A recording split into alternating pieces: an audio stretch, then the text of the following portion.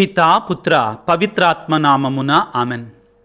క్రీస్తునాథుని యందు మిక్కిలి ప్రియ సహోదరి సహోదరులారా, పరిశుద్ధాత్మను పొందాలంటే నేనేం చెయ్యాలి? పరిశుద్ధాత్మను నేను స్వీకరించాలంటే నేనేం చెయ్యాలి? దీనికి సమాధానం ముఖ్యంగా ప్రియులారా, మొదటిగా దేవుడే స్వయముగా తన ఆత్మని, తన శక్తివంతమైనటువంటి, తన మహిమ కలిగినటువంటి త్రిత్వములో మూడవ వ్యక్తి అయినటువంటి పరిశుద్ధాత్మని మనకు ప్రసాదించాలని ఆశపడుతున్నాడు. ప్రియులారా, ఇది దేవుని యొక్క బలమైన కోరిక. తన బిడ్డలమైన మనం పరిశుద్ధాత్మ దేవుని త్రిత్వములో మూడవ వ్యక్తి, అత్యంత అద్భుత శక్తి కలిగినటువంటి ఆ పరిశుద్ధాత్మని మనందరం పొందుకోవాలని, మనందరికీ ప్రసాదించాలని దేవుడు ఆశగొని ఉన్నాడు. ఒకసారి మనం యోవేలు గ్రంథము 2వ అధ్యాయము 28వ వచనం నుండి మనం చదువుకుంటే దేవుడు వాగ్దానము చేస్తున్నాడు. దేవుడు ప్రవచనాన్ని చెప్తున్నాడండి. ఏమంటున్నాడు? అటు పిమ్మట నేను నా ఆత్మను ఎల్లరిపై కుమ్మరింతును, మీ పుత్రులు పుత్రికలు నా సందేశమును చెప్పుదురు, మీ ముదుసలలు కలలు కందురు.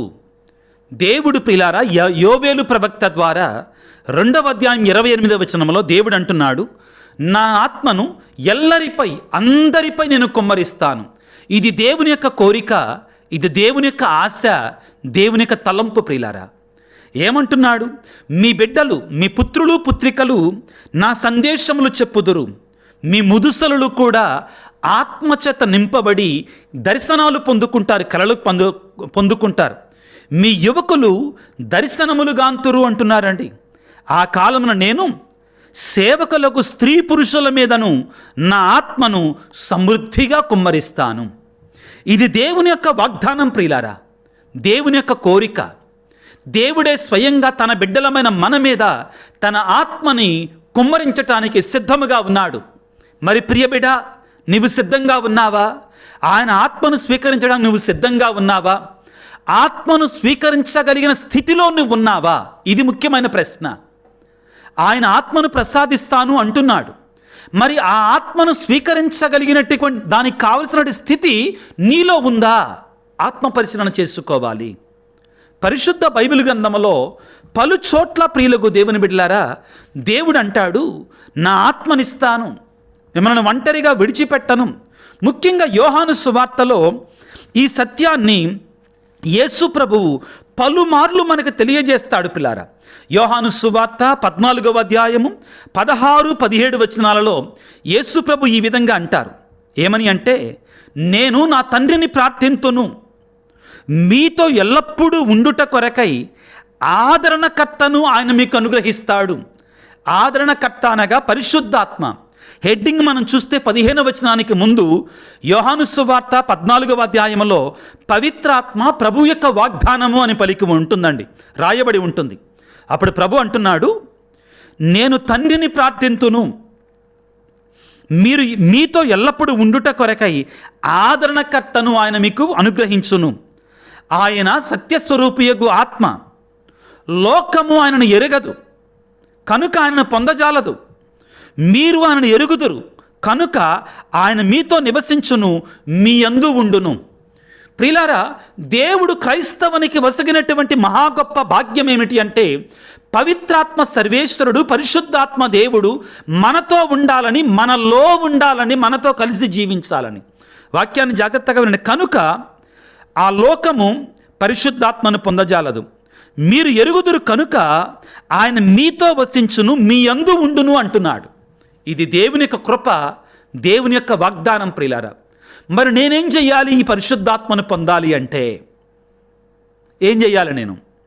ఇప్పుడు మనం చదువుకున్న వాక్యానికి ఒకే ఒక వాక్యం ముందు దానికి సమాధానం దొరుకుతుందండి. యోహాను సువార్త 14వ అధ్యాయం 15వ వచనము, మీరు నన్ను ప్రేమించినచో నా ఆజ్ఞలను పాటింతురు. మీరు నన్ను ప్రేమిస్తే నా ఆజ్ఞలను పాటిస్తారు. నేను తండ్రిని ప్రార్థింతును, ఎల్లప్పుడూ మీతో ఉండుట కొరకే ఆదరణకర్తన ఆయన మీకు ఇస్తాడు. మనం చేయాల్సింది ఏమిటి? యేసయ్యను ప్రేమించాలి, తండ్రిని ప్రేమించాలి, ఆయన ఆజ్ఞలను పాటించాలి. దేవుని యొక్క ఆత్మను పొందుకోవాలంటే ప్రియులారా, మీకు అందరికీ చెప్తున్నానండి, దయచేసి వినండి. ఎవరో ఏదో అక్కడ కూర్చొని ఏదో అర్థం కానటువంటి భాషతో పెద్ద పెద్దగా అరవటం ఆత్మను పొందటం కాదండి. అయితే నేను ఇక్కడ నా యొక్క వివరణని చాలా క్లియర్గా మీకు చెప్తున్నానండి. భాషల వరాలు లేవా? ఆత్మను పొందుకున్నప్పుడు తెలియనటువంటి భాషల్లో ఉందండి.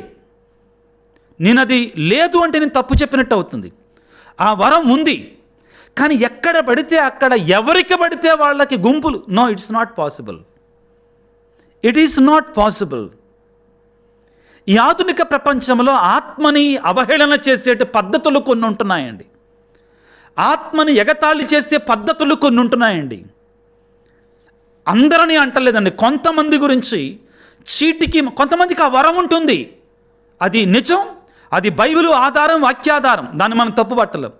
కానీ ఎవరు పడితే వాళ్ళు వరము లేనటువంటి వాళ్ళు షబల్లా కల్లాక ఏదేదో విచిత్రమైనటువంటి శబ్దాలు చేయటం అనేటువంటిది కాదు. పవిత్రాత్మ ఎవరికో కొంతమంది వరము కాదు, పరిశుద్ధాత్మ అందరివాడు. పవిత్రాత్మ దేవుని బిడ్డలమనడం మనందరి వాడు ప్రియులారా, కొంతమంది సొత్తు కాదు. The wind blows where it will. యేసుప్రభు అన్నాడు కదా, గాలి తనకి ఇష్టము వచ్చిన వైపు అది వీచుతుంది. పరిశుద్ధాత్మ దేవుడు కూడా మనందరి మీద ఉండాలని ఆశపడుతున్నాడు, మనందరిలో ఉండాలని ఆశపడుతున్నాడు. ప్రతి క్రైస్తవుడు కూడా ఆత్మచేత నింపబడినటువంటి వాడై ఉండాలి. ఆత్మ లేనటువంటి వాడు క్రైస్తవుడు కాడో. దయచేసి వినండి ప్రియులారా, నాలో పరిశుద్ధాత్మ దేవుడు లేకపోతే నేను క్రైస్తవుడిని కాలేను. ఎందుకంటే ప్రియులారా, కొరింథీ పత్రిక, మొదటి కొరింథీ పత్రిక 12వ అధ్యాయం 3వ వచనం ఏమని సెలవిస్తుందంటే చదవండి. పౌలు కొరింథీయులకు రాసినటువంటి మొదటి లేఖ 12వ అధ్యాయం 3వ వచనం ఏమంటుందంటే, ఆత్మ లేనటువంటి వాడు యేసును ప్రభు అని పిలవలేడు. నాలో ఆత్మ లేకపోతే యేసు ప్రభువుని దేవుడని నేను అంగీకరించలేనండి. వాక్యాన్ని చదువుకుంటే పౌలు కొరింథీయులకు రాసిన మొదటి లేఖ 12వ అధ్యాయం 3వ వచనము ఈ విధంగా సెలవిస్తుంది. జాగ్రత్తగా ఆలకించండి పిల్లారా. ఏమంటారంటే, కనుక దేవుని ఆత్మచే మాట్లాడు ఏ వ్యక్తియు యేసు నాశనమగునుగా కాని పలకజాడలని మీరు గ్రహించాలి. నాలో దేవుని యొక్క ఆత్మ ఉంటే యేసయ్యకి వ్యతిరేకంగా నేను మాట్లాడలేను. యేసయ్య ఆత్మ నాలో ఉంటే ఆ యేసు ప్రభు నాశనమగునుగా కానే పదాలు నా నుండి రావు. ఆ తర్వాత ఏమంటాడంటే, పవిత్రాత్మచే తప్ప ఏ వ్యక్తియు యేసే ప్రభు అని, అంటే యేసు ప్రభు నిజదేవుడని అంగీకరించలేడు. అంటే నేను నా యేసును నా నిజదేవునిగా అంగీకరిస్తున్నాను అంటే, నేను క్రైస్తవుడిగా నిజంగా మారాను అంటే, జ్ఞానస్నానాన్ని పొందాను అంటే, పవిత్రాత్మ ధృవీకరణ సాంఖ్యాన్ని నేను పొందుకున్నాను అంటే, నాలో పరిశుద్ధాత్మ దేవుడు ఉన్నాడు, ఉండాలి. అర్థమవుతుందా? పరిశుద్ధాత్మ దేవుడు నాలో లేకపోతే యేసే నిజదేవుడని నేను అనలేను. ఒకవేళ నేను అంటున్నాను, నేను అబద్ధం ఆడుతున్నాను, తెలియకుండా ఊరికే పై పెదవులతో అంటున్నాను, హృదయమును నేను అంటలేదంటే పరిశుద్ధాత్మ దేవుడు నాలో లేకపోతే. కాబట్టి బిడ్డలారా, పరిశుద్ధాత్మ దేవుడు అందరివాడు, కొందరివాడు కాడు. కొంతమంది అంటారు కదా, అక్కడ ఆత్మ లేదు, ఇక్కడ ఆత్మ లేదు.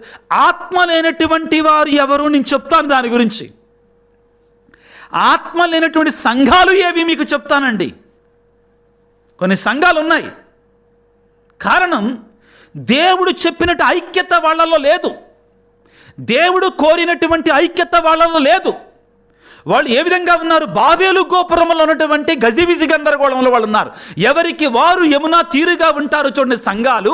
వాళ్ళలో పరిశుద్ధాత్మ ఉన్నాడని వాళ్ళు ప్రగల్భాలు పలుకుతున్నారు, కానీ పెదవులతో గట్టిగా అరుస్తున్నారు, కానీ వాళ్ళల్లో పరిశుద్ధాత్మ దేవుడు ఉండటానికి అవకాశం లేదు.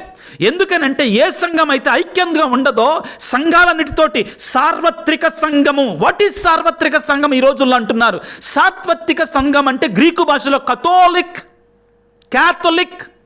క్యాథలిక్ సంఘం ఏంటిది ఇదే. కానీ దురదృష్టం ఏంటంటే గుడ్డొచ్చి పిల్లనెక్కిరిచ్చిందంటండి. ఏంటంట? గుడ్డొచ్చి పిల్లనెక్కిరిచ్చిందంట, కొమ్ములు వచ్చి చెవులను ఎక్కిరిచ్చినాయి అంటండి. ఆర్సిఎం సంఘంలో ఆత్మ లేదు. ఏంటి ఆత్మ ఉండటం అంటే? సాయంత్రం అయిన తర్వాత అందరూ కలిసి అరుపులు అరవడం, ప్రియులారా, సంఘములో పరిశుద్ధాత్మ దేవుడు ఉండాలి అంటే మొట్టమొదటిది ఏమిటంటే ఆ సంఘం ఆదిమ క్రైస్తవ సంఘముతో ఐక్యమై ఉండాలి.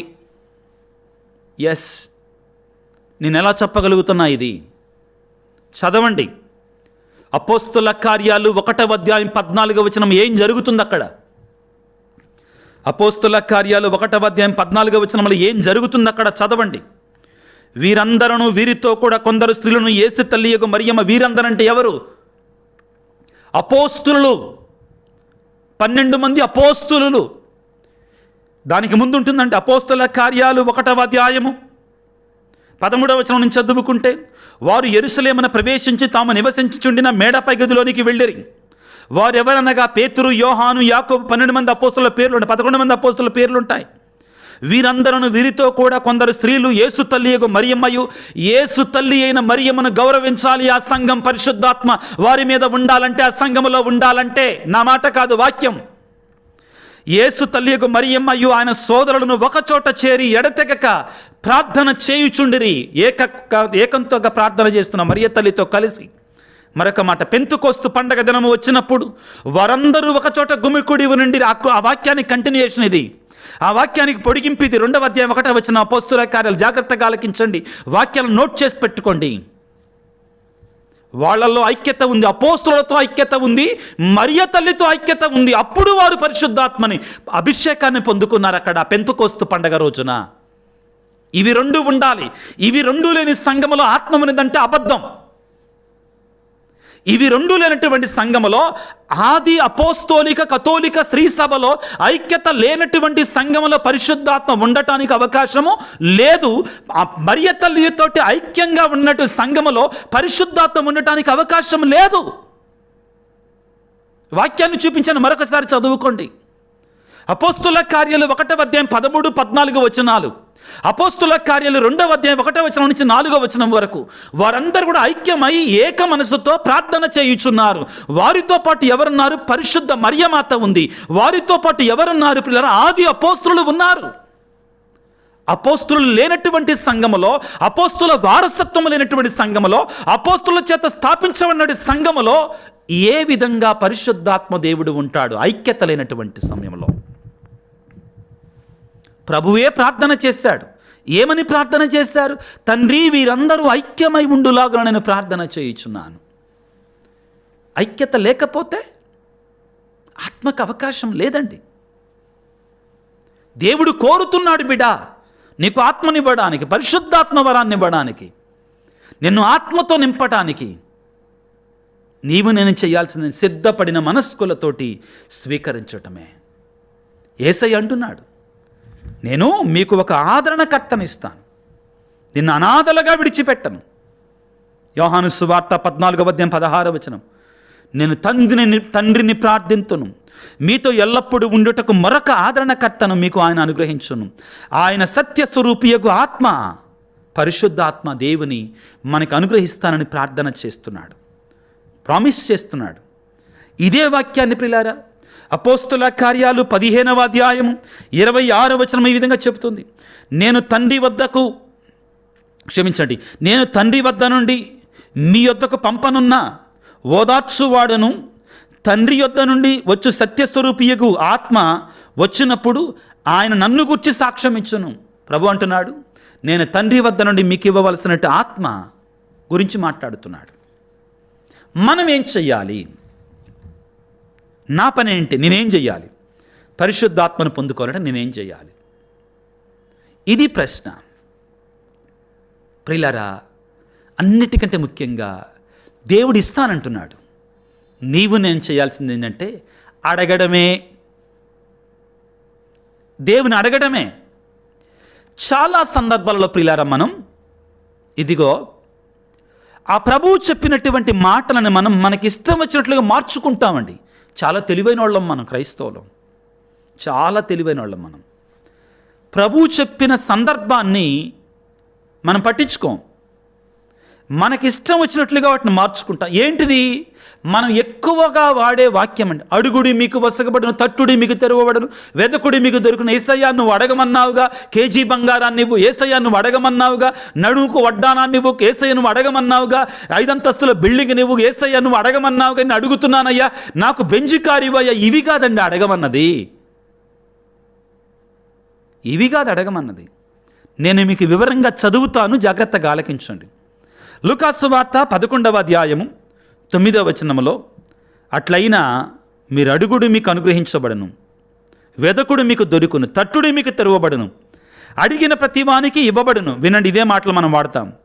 వెదకువానికి దొరుకును, తట్టువానికి తెరవబడునని మీతో చెప్పుచున్నాను పలికి ఏమంటారంటే, మీలో ఏ తండ్రి అయిన కుమారుడు చేపను అడిగినచో పామునిచ్చునా?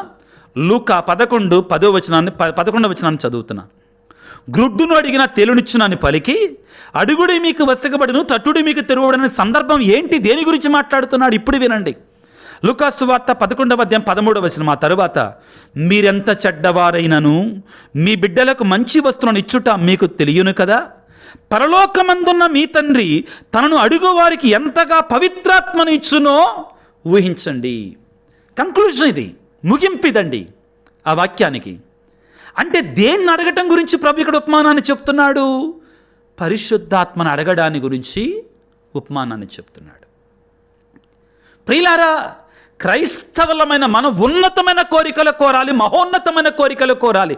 చిన్న చిన్న కోరికలతో తృప్తి పడకండి అండి దయచేసి. దేవుడు మన నుంచి కోరుకునేది గొప్ప కోరికలు కోరాలి, ఉన్నతమైన కోరికలు కోరాలి. Yes, it's true.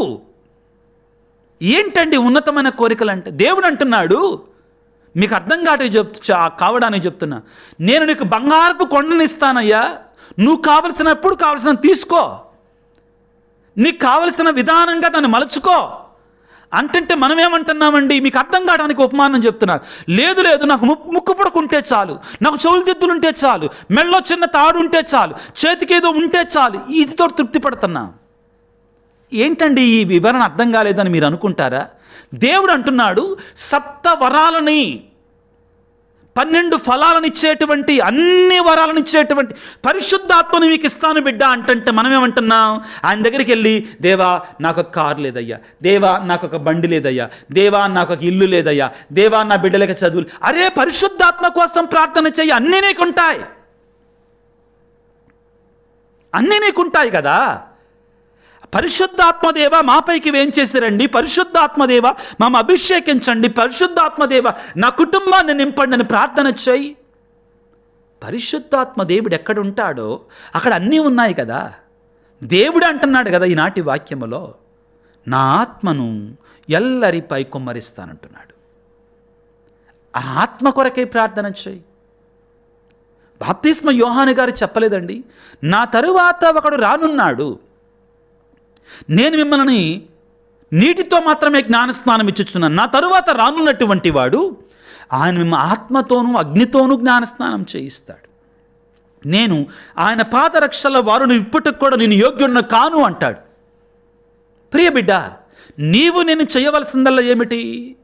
లూకాసు వార్త 11వ అధ్యాయము 10వ వచనం నుంచి చదివినట్లుగా, అడుగుడి మీకు వసగబడును, తట్టుడి మీకు తెరవబడును, వెదకుడి మీకు దేనిని అడగాలి? పరిశుద్ధాత్మను అడగాలి. దేవా నీ ఆత్మతో మమ్మ నింపయ్యా, నీ ఆత్మతో మమ్మ అభిషేకించయ్యా, నీ ఆత్మతో మమ్మ ఆవరించయ్యా. Take possession of our. దేవుని దాని కొరకు వేడుకోవాలి. ఆ పరిశుద్ధాత్మ దేవుడు మనతో ఉంటే కొదువ లేదు. కొరింథీ పత్రికలో పౌలు గారు అంటారు కదా, అన్ని వరములను పరిశుద్ధాత్మ, ఒకే ఆత్మ ఇస్తాడు మనకి, అన్ని వరాలు ఒకే ఆత్మ మనకి అనుగ్రహిస్తాడు. పౌలు కొరింథీయులకు రాసినటువంటి లేఖలో ఈ విషయాన్ని మనకు తెలియజేస్తాడు. పిల్లారా, ఆయన దగ్గర వరాలకు కొదవ లేదు. కానీ మనం ఏం చేస్తున్నామండి? చెప్పాను కదా ఇందాక, చిన్న చిన్న మన లోకానుసారమైన కోరికలతోటి మనం తృప్తి పడుతున్నాం. ప్రియులారా, ఏమంటున్నాడు పౌలు కొరింథీయులకు రాసిన మొదటి లేఖ 12వ అధ్యాయము 4వ వచనము, ఆధ్యాత్మిక వరములు అనేకములు కలవు, కానీ వాన్ని వసగవు ఆత్మ మాత్రం ఒక్కడే. పరిశుద్ధాత్మ దేవుడు మనకిచ్చేది ఈ వరాలన్నిటినీ కూడా. ఆత్మ ఎవరితో ఉంటుందో ఆ వ్యక్తితో అన్ని వరాలు ఉన్నాయి. పరిశుద్ధాత్మ దేవుడిస్తాడు. ఈనాడు మనందరం కూడా పిల్లారా, దేవుడు అంటున్నాడు, నా ఆత్మను ఎల్లరిపై కుమ్మరిస్తాను, నా ఆత్మను ఎల్లరికీ అనుగ్రహిస్తాను అంటున్నాడు. అడుగు ఆయనని, అయా నీ పరిశుద్ధ ఆత్మను మాకు దయచేయి. యేసు రాజా, నువ్వు వాగ్దానం చేసావయ్యా, ఆదరణకర్తను మీ వద్దకు పంపిస్తానన్నావు. తండ్రి వద్ద నుండి పంపనున్నటువంటి ఆదరణకర్త మీ వద్ద ఉంటాడు, మీతో ఉంటాడని పలుకుతున్నావు నాన్న. నీకు స్తోత్రాలు, నీకు వందనాలు ప్రభువా. ఈ వాక్య పరిచయలో పాల్గొంటున్న ప్రతి బిడ్డపై ఈ క్షణంలో నీ చిత్తమైతే ప్రభు నీ పరిశుద్ధాత్మ అభిషేకముతో నింపండి. మాకు కావాలి నాయన. క్రైస్తవులమైన మేము పౌలు గారు కొరింథీ పత్రికలో పలికినట్లుగా పరిశుద్ధాత్మ లేకుండా నిన్ను మా స్వీయ రక్షకునిగా అంగీకరించలేమయ్యా, నేను దేవునిగా మేము ప్రకటించలేమయ్యా. కాబట్టి ప్రభువా, నీ ఆత్మవర్షముతో మమ్మల్ని నింపండి. పరలోకపు కిటికీలను తెరవండి నాయన, పరలోకపు ద్వారాలను తెరవండి. అలనాడు ఆది అపోస్తులపై ప్రభువా, అపోస్తుల కార్యాలు 2వ అధ్యాయం 1వ వచనం నుంచి ఏ విధముగా అగ్నినాళికల రూపంలో బలమైనటువంటి గాలి వలె వీచు ధ్వని వలె వారిపైకి వేంచేసి వచ్చిందో, ఆ పరిశుద్ధాత్మ దేవుని, ఏ పరిశుద్ధాత్మ దేవుడైతే పావుర రూపంపై యోర్దాను నదిలో నీ మీదకి దిగి వచ్చారో, ఆ పరిశుద్ధాత్మ దేవుని మాపైకి పంపించండి. మా కుటుంబాల మీదకి, మా బిడ్డల మీదకి, మా సంఘాల మీదకి, మా గురువుల మీదకి, మా బిషప్ గారు పాపు గారి మీదకి పంపించండి నాయన. ఆ పరిశుద్ధాత్మ అభిషేకముతో మమ్మల్ని నింపండి నా తండ్రి. పరిశుద్ధాత్మ ఆశీర్వాదంతో మమ్మల్ని నింపండి నాయన. పరలోకపు కిటికలను తెరచి మమ్ము అభిషేకించు యేసునాదా, మమ్మ అభిషేకించయ్యా.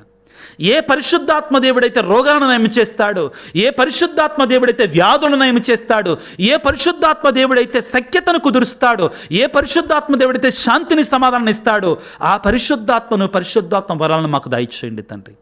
ఏ పరిశుద్ధాత్మ దేవుడైతే జ్ఞానమును విజ్ఞానమును ఇస్తాడో, ఏ పరిశుద్ధాత్మ దేవుడైతే ధైర్యాన్ని ఇస్తాడో, ఏ పరిశుద్ధాత్మ దేవుడైతే గర్భఫలాన్ని ఇస్తాడో, అప్పుల బాధను తీసివేస్తాడో, ఆరోగ్యాన్ని ఇస్తాడో, ఏ పరిశుద్ధాత్మ దేవుడైతే వివాహాలు జరిపిస్తాడో, ఏ పరిశుద్ధాత్మ దేవుడైతే తండ్రి ఇదిగో జీవితపు ఆ యొక్క గమ్యాన్ని చూపిస్తాడో, ఆ పరిశుద్ధాత్మ దేవునితో మమ్మ అభిషేకించండి నాయన. ఈ క్షణములో ఈ వాక్య పరిచయంలో పాల్గొన్నటువంటి ప్రతి బిడ్డపై నీ యొక్క పరిశుద్ధాత్మ అనుగ్రహాన్ని, అభిషేకాన్ని దయచేయమని మా ప్రభు అయిన క్రీస్తు ద్వారా వేడుకొనుచున్నాము తండ్రి, ఆమెన్.